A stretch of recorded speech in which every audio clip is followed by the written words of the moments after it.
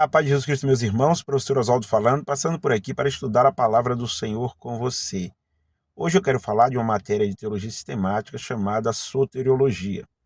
Soteriologia é a matéria de teologia sistemática que estuda a respeito da salvação. É o estudo sobre a salvação.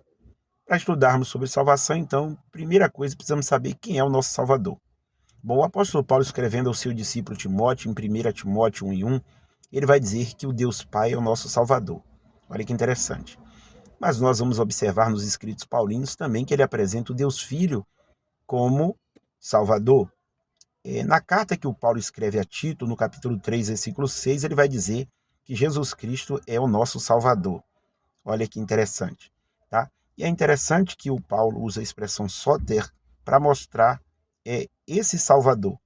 Só que, observe, quando ele escreve a sua carta aos Coríntios, ele apresenta Jesus como sóter, ou seja, como Salvador, e ali parecia ser um escândalo apresentar um Cristo crucificado como Salvador, porque para os gregos, você sabe que Corinto é uma cidade da Grécia, para os gregos um Salvador, um sóter, é alguém que fez um feito memorável, é alguém que foi muito influente, fez alguma coisa relevante para aquela comunidade, ou até um dos deuses ser um sóter.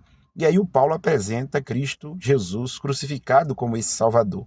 Mas é interessante que o nosso Cristo não é um Cristo simplesmente crucificado, porque ele não somente morreu, mas ele ressuscitou, e ele é o nosso Salvador por isso. Mas precisamos saber do que é que precisamos ser salvos, se estamos estudando sobre soteriologia.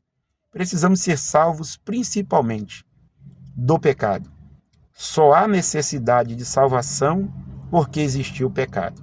Então, a principal salvação é relacionada ao pecado. Aí você pode dizer, mas não podemos ser salvos de outras coisas? Sim, nós estudaremos e veremos outros termos na Escritura que falam sobre uma espécie de salvação, salvar de uma enfermidade, salvar da morte que já veio, salvar da morte que porventura viria, salvar no sentido de ser liberto de um demônio, salvar no sentido de uma cura. Isso também é uma espécie de salvação. Mas a principal salvação é ser salvo do pecado. E isso o nosso Senhor e Salvador Jesus Cristo veio nos proporcionar. Tá bom? Deus abençoe a todos e fiquem todos na paz do Senhor Jesus.